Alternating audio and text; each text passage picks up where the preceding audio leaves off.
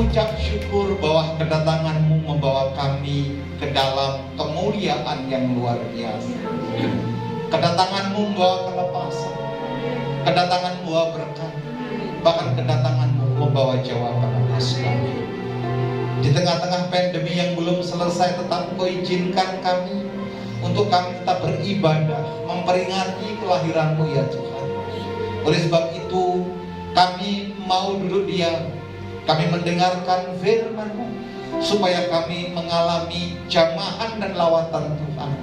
Sehingga Natal yang kami hadiri bukan Natal yang biasa, tapi Natal yang penuh dengan sukacita.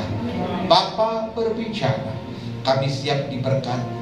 Dalam nama-Mu yang kudus, Allah yang hidup, Sang Putra Natal itu, kami berdoa dan mengucap syukur. Sama-sama kita berkata, amin. Tepuk tangan dulu bagi Allah kita. Haleluya. Silakan duduk Bapak Ibu yang dikasihi Tuhan Yesus Kristus. Shalom. Shalom. Yang di luar dengar suara saya? Oke, yang dengar angkat tangan. Puji Tuhan. Tolong liftnya jangan ditutup, nanti informan gak ada yang beli. Saudaraku, tadi ibu-ibu ketika memberikan satu kesaksian, jelas dikatakan Yesus datang membawa damai sejahtera. Amin. Yesus datang bawa kemenangan, dan Yesus datang bawa sukacita. Tadi ketika drama anak-anak dimainkan, sekalipun tidak ada narasinya, saya menangis demikian rupa.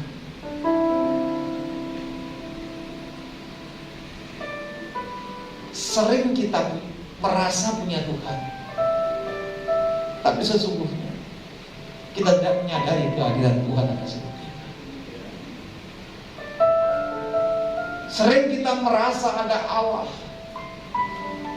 tapi Allah sering kita nomor sekiankan dalam hidup kita. Sering kita berbicara kita orang beragama, tapi iman kita nggak menampakkan agama itu hidup atas hidup kita. Padahal Dia datang bawa kemenangan. Tapi justru kita sering hanya berkecamuk dalam kegagalan dan masalah yang kita hadapi. Betul tidak? Banyak hal yang membuat kita tidak maksimal di hadapan Tuhan. Banyak hal yang mengganggu rintangan dengan alasan bisnis, pekerjaan, kesibukan, sehingga kita tidak dekat dengan Tuhan. Saya berdoa Natal ini sekalipun dalam pandemi dan kesederhanaan, membuat kita sadar bahwa kita harus dekat dengan Tuhan. Amin.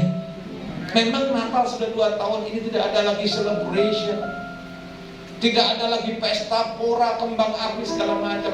Tapi Natal itu hakikatnya tidak berubah. Dia ada buat saudara. Ini bukan masalah Desember tanggal 17, Desember tanggal 25, atau tanggal berapapun juga. Tapi saya rindu bahwa Sang Putra Natal tetap hidup atas hidup kita. Saya tahu kita semua punya pergumulan. Saya tahu kok semua kita punya masalah. Tapi Allah yang lahir, Yesus yang ada, jauh lebih besar dari masalah apapun yang saudara hadapi. Tepuk tangan panjang bagi Allah kita. Katakan haleluya. Coba buka sebentar Yoel pasal yang kedua. Saya awali dengan sukacita berkat dalam pesan Natal ini. Yoel pasal 2 ayat 18 dan seterusnya. Yoel pasal 2 ayat 18 dan seterusnya. Dapat? Alkitab berkata demikian, Yoel pasal 2 ayat yang ke-18 dan seterusnya. Tuhan menjadi cemburu karena tanahnya, dan Ia belas kasihan kepada siapa? Saudara dan saya adalah umat Tuhan. Ayat 19. Tuhan menjawab katanya kepada umatnya, sesungguhnya Aku akan mengirim kepadamu gandum, anggur, dan minyak, dan kamu akan kenyang memakannya. Aku tidak akan menyerahkan kamu lagi menjadi apa? Cala di antara bangsa-bangsa. Ayat berikut. Yang datang dari utara itu akan kau jauhkan daripadamu, dan yang akan kuusir dari suatu negeri kering dan tandus. barisan mukanya ke laut timur dan barisan belakangnya ke laut barat, maka bau busuknya dan bau anyirnya akan naik, sebab ia telah melakukan perkara yang besar. Ayat yang ke, jangan takut hai tanah, bersorak-soraklah dan bersukacitalah, sebab juga Tuhan telah melakukan perkara yang besar. Ayat 22, jangan takut hai binatang-binatang di padang, sebab tanah gembalaan di padang gurun menghijau. Pohon menghasilkan buahnya, pohon aren, pohon anggur memberi kekayaannya. Ayat 23, hai Bani Sion, bersorak-sorak dan bersukacitalah karena Tuhan Allahmu, sebab telah diberikan kepadamu hujan pada awal musim dan adilnya, dan diturunkannya kepadamu hujan pada awal dan hujan pada akhir musim seperti dahulu. Ayat berikutnya, tempat-tempat pengirikan menjadi penuh dengan gandum, dan tempat pemerasan kelimpahan anggur dan minyak. Ayat berikutnya kita baca bersama-sama. 3, 2 ya.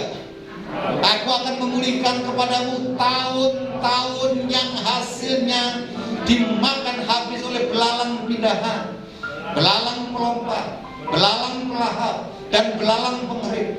Tentaraku yang besar kukirimkan kepada kamu. Ayat yang ke-26, maka kamu akan makan banyak-banyak dan menjadi kenyang, dan kamu akan memuji-muji nama Tuhan Allahmu yang telah memperlakukan kamu dengan ajaib, dan umatku tidak menjadi malu lagi untuk selama-lamanya. Ayat 27, kamu akan mengetahui bahwa aku ini ada di antara orang Israel, dan bahwa aku ini Tuhan Allahmu, dan tidak ada yang lain, dan umatku tidak akan menjadi malu lagi untuk selama-lamanya. Ayat yang terakhir 28, 3, 2 ya.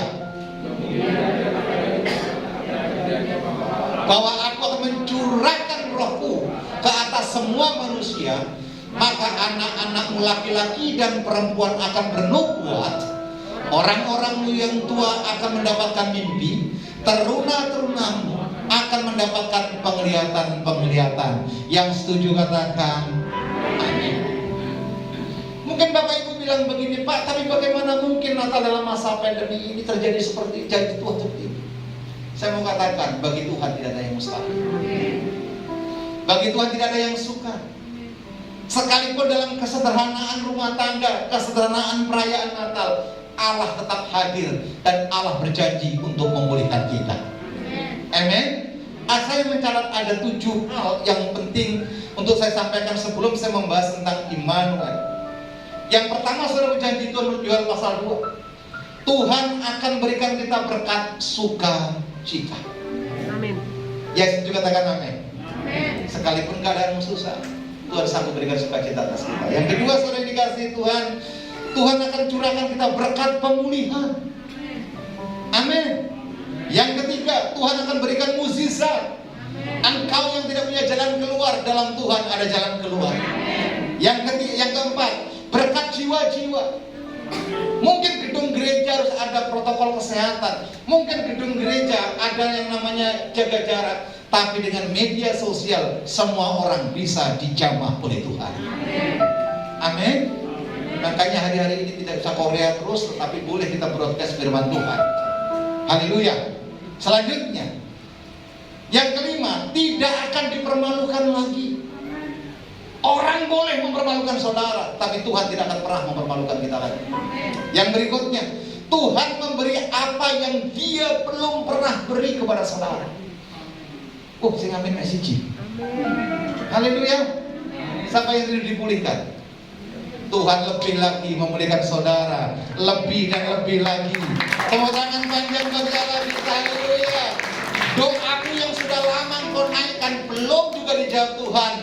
Tahun ini atau tahun yang akan datang, tahun 2022, Tuhan akan berikan jawaban yang luar biasa. Ya, tepuk tangannya. Yes. Bahkan yang terakhir, yang ketujuh, saudaraku, Tuhan akan berikan kita berkat ekonomi yang melimpah. Pak, pekerjaan sulit, Pak, bisnis mengalami stagnasi, Pak, relasi mulai meninggalkan. Itu kan kata dunia. Lukas 1:37, ketika Gabriel berhadapan dengan Maria, firman Tuhan berkata apa? Bagi Tuhan tidak ada yang mustahil. Saudara punya masalah hebat, saudara punya pergumulan hebat, tapi kalau hari ini kau datang kepada Sang Immanuel, saudara akan diberikan jalan keluar yang luar biasa. Yesaya pasal yang ke-9 ayat yang ke-5. Immanuel. Saudaraku, ternyata Immanuel adalah Allah yang beserta kita, dipanggil dengan 4 sebutan.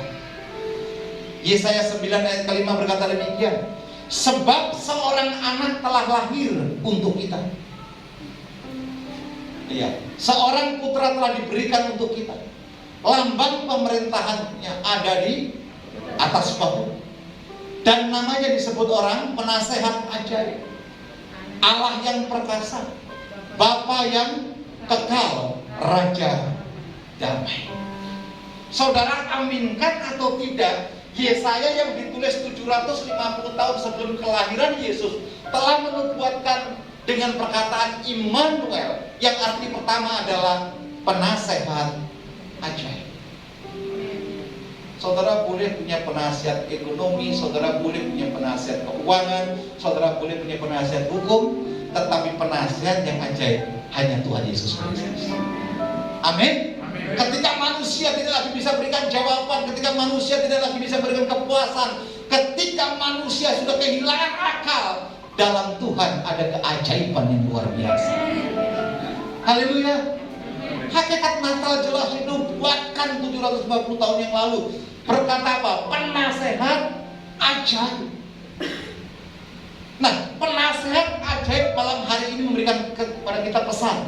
Yang pertama, saudara dikasih Tuhan Yesus Kristus. Penasehat itu mengatakan, jangan lagi mendukakan Roh Kudus. Yang kedua, saudara dikasih Tuhan Yesus Kristus. Penasehat ajaib berkata, lebih intim dengan Roh Kudus, perbesar lagi doa, pujian, penyembahan terhadap kehidupan kita. Yang ketiga, penasihat ajaib mengingatkan kita, jangan pernah lelah berharap di hadapan Tuhan. Amin. Ada yang lelah hidup di sini? Saudara jangan kira loh. Karena dalam kitab Roma, Paulus berkata demikian, baik hidup maupun maut.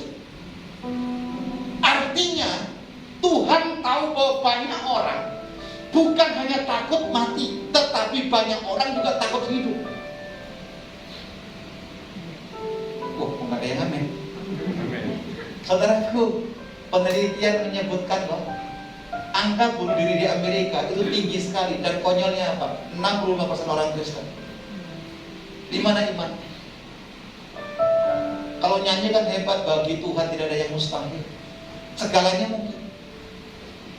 Tapi kalau hari ini kita merayakan Natal, datang kepada penasihat ajaib, mungkin dunia tidak bisa berikan solusi. Tuhan punya solusi. Yang setuju tepuk tangan bagi Allah kita. Katakan haleluya.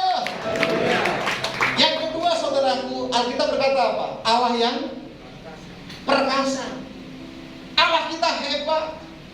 Allah kita luar biasa. Saudara mesti ingat ketika Yesus ada di Kapernaum, semua orang berbondong-bondong datang ke sana. Kenapa? Karena di Kapernaum ada mujizat. Di Kapernaum ada kesembuhan. Di Kapernaum ada pemulihan. Di Kapernaum ada kuasa-kuasa jahat yang dilepaskan. Suatu ketika, saudaraku, ada seorang yang lumpuh, yang dibawa ke hadapan Yesus. Itu konsep pertamanya, karena rindu untuk dijamah Tuhan. Tetapi saking banyaknya orang, tidak ada tempat sama sekali untuk si sakit itu dibawa ke hadapan Yesus. Akhirnya mereka lewat atap. Nah, saudara pasti tahu rumah di Israel. Rumah-rumah di Israel itu bentuknya bukan seperti genteng seperti ini. Rumah di Israel semua itu flat. Semua datar atapnya, nggak ada genteng di sana. Karena